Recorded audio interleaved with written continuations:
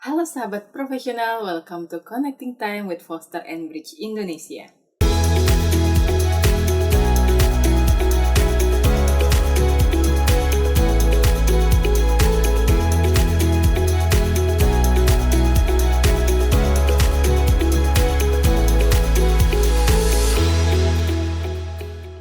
Pada kesempatan kali ini, saya Nastiti Handayani yang akan memandu sesi Connecting Time kali ini dengan membahas topik yaitu membangun hubungan dengan rekan kerja. Membangun hubungan baik dengan rekan kerja adalah hal penting untuk mendukung kesuksesan kita. Memiliki rekan kerja yang suportif, dapat dipercaya, dan mendukung ide-ide akan banyak membantu pekerjaan kita. Untuk bisa membangun hubungannya ideal, kita perlu memperhatikan beberapa aspek dalam berkomunikasi. Nah, pada sesi ini kita akan membahas bagaimana membangun hubungan yang baik dan kondusif dengan rekan kerja, serta tips dan trik untuk bisa memulainya dengan mudah bersama dengan Bapak Muhammad Yunus Yusuf. Sebelumnya kita akan sapa dulu ya, kita sudah terhubung secara virtual dengan Bapak Yunus. Halo Pak Yunus, apa kabar? Hai Mbak, kabarnya seperti biasa. Alhamdulillah dan luar biasa. Oke Pak, bisa dijelaskan dulu background Bapak dan juga kesibukan Bapak sehari-hari apa saja?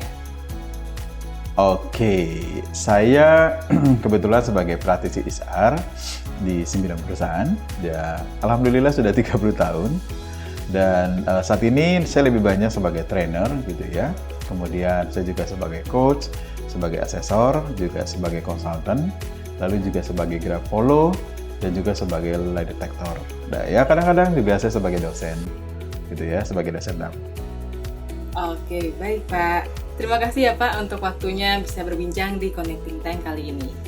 Nah, Pak, sebagaimana sudah tadi saya ceritakan di awal nih Pak, mengenai pentingnya membangun hubungan atau lebih dikenal dengan rapport dengan rekan kerja, supaya kita bisa klik dan memiliki chemistry yang baik ya Pak ya. Mungkin bisa Bapak jelaskan sedikit mengapa penting untuk membangun hubungan yang baik dengan rekan kerja, Pak. Silakan, Pak. Ya, membangun hubungan yang baik dengan rekan kerja tentu saja ini hal yang penting. Mengingat bagaimana dalam keseharian kita, waktu kita bisa jadi sekitar 60% sampai 70% bisa jadi di kantor posisinya. Nah, artinya dalam keseharian kita mayoritas banyak di kantor. Nah, itu kita pasti bertemu dengan teman-teman, rekan kerja, satu tim maupun juga di departemen atau divisi yang berbeda. Dalam konteks pekerjaan bisa jadi dalam satu tim atau memang pekerjaan itu juga ada hubungannya dengan teman rekan kerja di bagian lain. Nah, pentingnya menjaga hubungan baik dengan rekan kerja artinya pertama adalah memudahkan dalam proses penyelesaian pekerjaan. Kedua, kita juga merasa bahwa hari-hari kita di kantor, di pekerjaan itu menjadi lebih menyenangkan. Sehingga kita bisa membawa spirit semangat, kemudian juga kita lebih bahagia gitu ya ketika kita punya menjaga hubungan baik dengan rekan kerja. Pada akhirnya bisa jadi memang produktivitas kita menjadi lebih baik dan meningkat ketika memang kita menjaga hubungan baik kita dengan rekan kerja. Baik Pak, kira-kira apa saja yang perlu jadi perhatian kita saat membangun hubungan dengan rekan kerja? Oke, pertama adalah bagaimana membangun kepercayaan, itu nomor satu. Dalam konteks kita relationship atau membangun hubungan, baik kita dengan rekan kerja, dengan atasan, katakan dengan bawahan, kuncinya adalah bagaimana trust, bagaimana kepercayaan itu bisa dijaga, bisa bisa dipelihara dengan baik, gitu ya.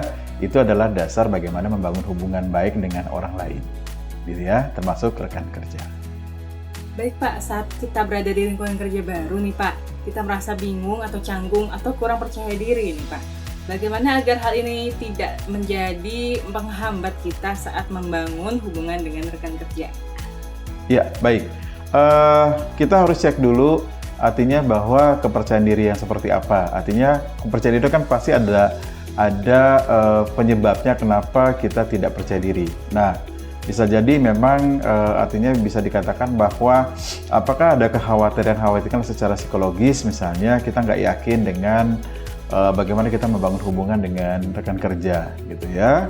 Kedua, dari sisi misalnya katakan kita nggak terlalu pede dengan kemampuan kita sehingga kita khawatir, artinya dalam konteks misalnya ketika berkomunikasi merasa aduh kayaknya saya secara knowledge skill saya tidak seperti orang lain yang lebih bagus, lebih tinggi dan sebagainya. Itu bisa saja memang dari sisi kemampuan teknis.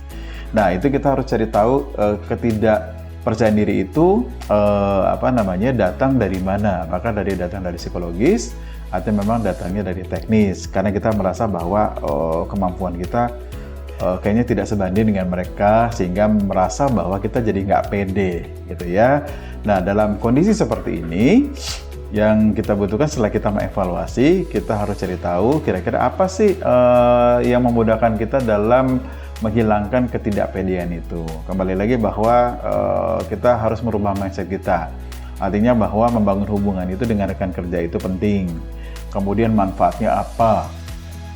Kemudian kalau misalnya kita sudah terbangun hubungan baik dengan bagus gitu ya, dengan rekan kerja, artinya memang ada pencapaian yang kita bisa peroleh gitu ya dari membangun hubungan baik itu ya. Nah, yang kita butuhkan bagaimana menghilangkan ketidakpercayaan diri itu. Nah, bisa dilakukan dengan beberapa pendekatan, baik pendekatan secara pribadi maupun bisa bantuan orang lain misalnya, gitu ya. Kalau dari diri sendiri kita bisa melakukan semacam self awareness atau self reflection gitu ya. Apa sih yang menyebabkan kita tidak pede gitu ya. Kemudian kita cari tahu setelah itu apa yang mesti kita lakukan, apa yang mesti kita perbuat untuk bagaimana menghilangkan ketidakpedean itu gitu ya. Sekaligus juga bagaimana meningkatkan lebih pede ketika membangun hubungan dengan rekan kerja.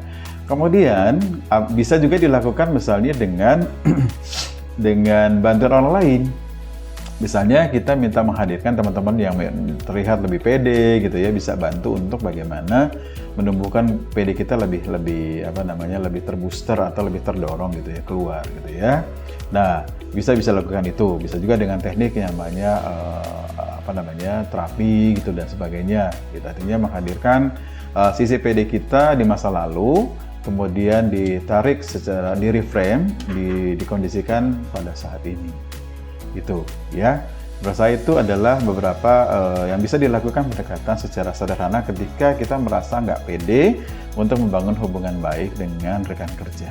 Baik Pak, saya pernah membaca nih Pak bahwa membangun hubungan yang baik itu bisa dilakukan dengan teknik mirroring dan matching. Nah, kira-kira Bapak bisa jelaskan tidak Pak, apa sih definisi dari teknik mirroring dan matching ini? Mirroring sama matching ini adalah teknik yang memang bagaimana membangun rapport ya, membangun hubungan baik. Nah, teknik ini biasanya menggunakan beberapa pendekatan adalah artinya kita menyamakan. Mirror itu adalah seperti kita berkaca gitu ya, seperti menyamakan gitu ya. Melakukan beberapa pendekatan dengan menggunakan beberapa teknik, misalnya menyamakan dalam konteks bahasa. Misalnya konteks bahasa artinya misalnya dari sisi hobi, dari sisi fokus ya terhadap kesukaan tertentu, atau misalnya terhadap pendidikan gitu ya. Nah, itu menggunakan misalnya suatu contoh dengan kalimat gitu ya. Misalnya kita mencoba membangun hubungan baik katakan dengan si A, rekan kerja. Kemudian kita katakan Mbak atau Mas tinggalnya di mana? Daerah mana? Oh, daerah misalnya katakan daerah A. Oh, daerah A ya. Oh, berarti kita nggak terlalu jauh ya. Nah, itu sebenarnya adalah teknik memirror dari konteks bahasa. Tapi juga teknik memirror itu bisa dipastikan bahwa juga menggunakan misalnya secara intonasi suara, kemudian speed kecepatan, kemudian tarikan nafas, kemudian secara gestur gitu ya. Ada beberapa yang melakukan seperti memirror. Nah, ketika itu sudah terjadi, artinya secara secara trust sudah mulai terbangun, secara rapport mulai terbangun. Karena dalam konteks sebenarnya ketika seseorang untuk membangun hubungan gitu ya, hubungan baik gitu ya dengan orang lain, bisa jadi ketika belum kenal terlalu jauh, belum secure atau belum nyaman dengan seseorang, trust belum terbangun atau kepercayaan belum dibentuk gitu ya. Bisa jadi seseorang akan memunculkan ada namanya blocking Artinya misalnya firewall gitu ya, atau semacam building block gitu ya. Sehingga ketika trust belum terbangun, yang terjadi adalah komunikasi yang disampaikan itu seperti tertolak. Artinya misalnya prosesnya itu masuk kuping kiri, keluar kuping kiri, jadi tidak diproses. Nah, yang muncul adalah yang terlihat adalah seperti misalnya ketika melakukan transaksi komunikasi, yang muncul adalah cuma jawabannya iya, kira-kira iya, tidak, ya begitulah. Nah, itu tidak, memang trustnya belum terbangun. Itu salah satu indikasi bahwa rapotnya belum ada. Ketika seseorang merasa bahwa sudah sudah terbangun rapotnya, rapot itu adalah hubungan baik gitu ya, itu akan terlihat bagaimana ketika kita melakukan gerakan tertentu gitu ya, secara gestur, dan itu sudah diikutin sama dia. Nah, itu biasanya membangun rapot itu kan tadi sudah saya sampaikan bahwa kita melakukan beberapa pendekatan dengan memirror, baik dengan kalimat-kalimat, kata-kata terhadap fokus tertentu, misalnya apakah itu hobi, apakah itu kita bisa singgung dari pendidikan, atau tempat tinggal, atau apapun gitu ya, itu memudahkan dalam membangun rapor. Dan gunakan bahasa-bahasa yang memang artinya bahasa yang mendukung, artinya tidak terjadi mismatch, misalnya menunjukkan bahwa di situ mengindikasikan ada ketidaksesuaian, ada rejection atau penolakan gitu ya terhadap konten atau informasi yang disampaikan orang lain terhadap kita. Nah, gitu ya. Jadi katakan misalnya kita mendukung, oh saya bisa memahami apa yang ibu atau bapak rasakan gitu. Contoh gitu, itu seperti mendukung gitu ya. Oh, bapak suka memancing. Oh, biasanya bapak kalau mancing ikan biasanya di mana Pak? Ikan apa Pak? Gitu ya. Walaupun memang sebenarnya dalam konteks kita di satu sisi kita memang mungkin tidak menyukai hobi memancing gitu ya. Artinya bukan berarti kita melakukan misalnya, oh saya juga hobi memancing kok. Gitu. Nggak perlu kita memberikan informasi yang tidak sesuai dengan apa yang kita sampaikan. Jadi ya kita lebih kepada pendekatannya adalah lebih mensupport. Berarti bukan berarti kita merekayasa atau memanipulasi komunikasi yang kita sampaikan kepada orang lain. Jadi artinya kita apa adanya. Jadi kita support walaupun memang mungkin kita kurang menyukai memancing atau mungkin katakan misalnya nonton bola gitu ya, atau main catur atau apapun lah ya hobi-hobi seseorang gitu ya. Nah, itu kita lalu memberikan dukungan dengan apa? Dengan misalnya biasanya Bapak menyukai atau Bapak biasanya apa favorit klub sepak bolanya Pak atau klub olahraganya biasanya apa nih Pak? Nah, itu biasanya lebih ke support, ya lebih mendukung dan sebagainya. Dan biasanya dalam konteks membangun hubungan, orang lebih suka didukung ketimbang respon-respon yang tendensinya adalah berlawanan, artinya mismatch gitu ya. Nah, itu ketika sudah terjadi, kita sudah melakukan proses bagaimana membangun raport dan kita tes, pastikan bahwa raport itu sudah terbangun atau belum ketika kita menggerakkan sesuatu dengan gestur kita. Kalau misalnya gestur kita itu diikuti oleh dia, walaupun mungkin tidak 100% mirip gitu ya, tapi setidaknya dominasinya mirip, misalnya katakan 80% mirip, itu sudah indikasi bahwa sudah terbangun rapor. Dia sudah meruntuhkan building blocknya, meruntuhkan firewallnya dia, sehingga dia siap menerima informasi apapun yang kita sampaikan. Jadi bukan lagi masuk kuping kiri, keluar kuping kiri, tapi masuk kuping kiri, keluar kuping kanan. Artinya ada bisa jadi apakah 100% diproses informasi kita sampaikan atau mungkin sebagian. Tapi minimal adalah informasi yang kita sampaikan diterima dengan baik dan diproses. Mengenai pilihan berapa banyak informasi yang dia accept atau dia terima, itu kembali lagi bahwa itu adalah otoritasnya dia. Baik Pak, terima kasih. Sebelum kita melanjutkan ke pertanyaan selanjutnya, saya ingin iklan dulu ya Pak untuk channel YouTube kita. Sahabat profesional, jika sahabat profesional menyukai video ini, jangan lupa untuk klik like, share, dan juga subscribe channel YouTube Foster & Bridge Indonesia. Oke, kita lanjut nih Pak, pertanyaan selanjutnya. Masih tadi tentang mirroring dan matching nih Pak. Untuk penerapannya, teknik mirroring dan matching ini, bagaimana ya Pak detailnya? Oke, penerapan matching, mirroring gitu ya. Kalau penerapannya adalah biasanya, kalau saya biasanya menggunakan untuk misalnya ketemu sama orang-orang yang memang baru pertama kali saya ketemu. Itu adalah challenge yang seru gitu ya. Ketika kita bertemu orang-orang baru, kita langsung bisa engage gitu ya, bisa bisa sudah komunikasi kita lebih smooth, lebih lancar, kemudian informasi kita tidak ada resistensi, artinya di reject gitu ya. Informasi yang kita sampaikan diterima dengan baik gitu ya. Nah, itu penting.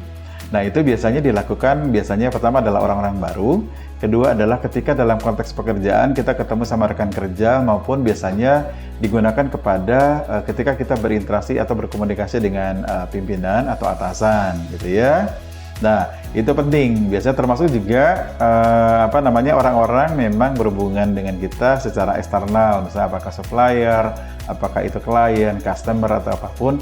Dan ini menarik sekali. Biasanya penerapan mirroring sama matching ini memang sangat efektif dilakukan dalam kondisi apapun, dengan siapapun, baik yang baru dikenal maupun sudah dikenal. Oke, terima kasih Pak. Dari penjelasan Bapak tadi bahwa bisa dikatakan kalau kita perlu membangun hubungan personal yang profesional.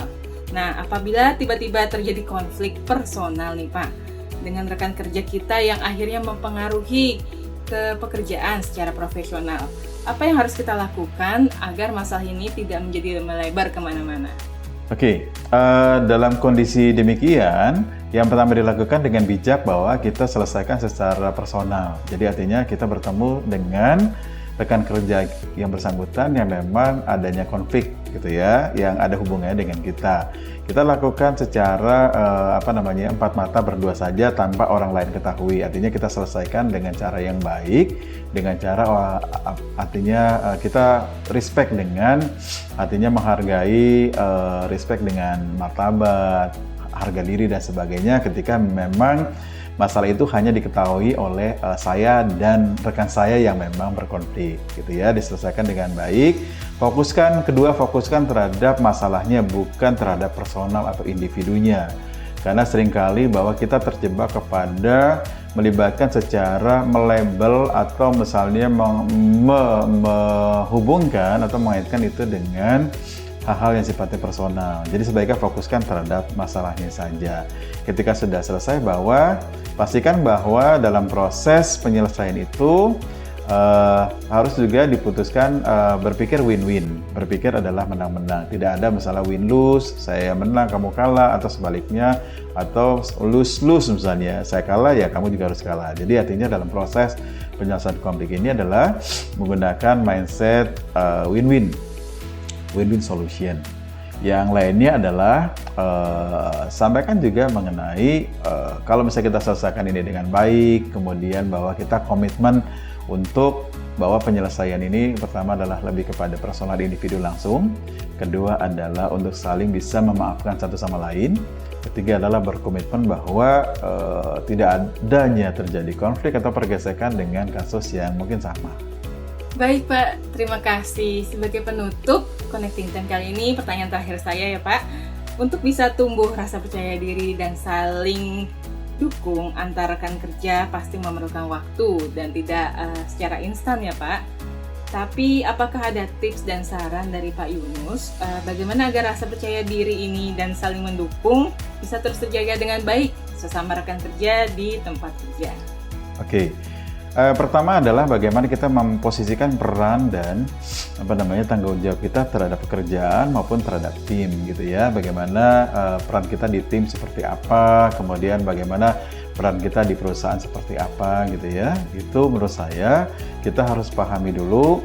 Kemudian apa sih yang dibutuhkan untuk menjadi karyawan yang profesional, karyawan yang memang memiliki prinsip-prinsip membangun hubungan baik, kemudian bagaimana memiliki karakter atau perilaku secara etos kerjanya juga dianggap baik gitu ya.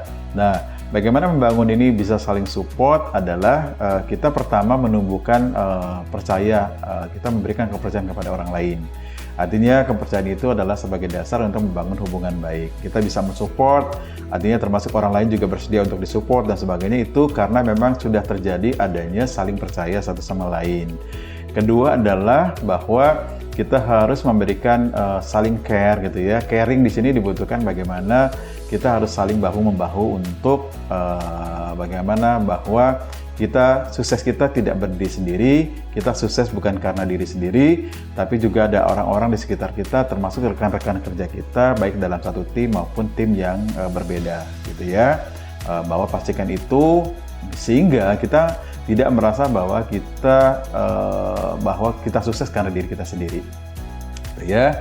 Yang ketiga bahwa kita melihat bahwa pentingnya untuk membangun hubungan, untuk menciptakan ada yang namanya kerjasama yang baik, kemudian membangun tim yang solid, kemudian tim yang sinergi, termasuk bagaimana membangun keselarasan di dalam tim maupun di dalam perusahaan atau organisasi. Nah, itu dibangun dari secara skop yang kecil adalah individu antar individu.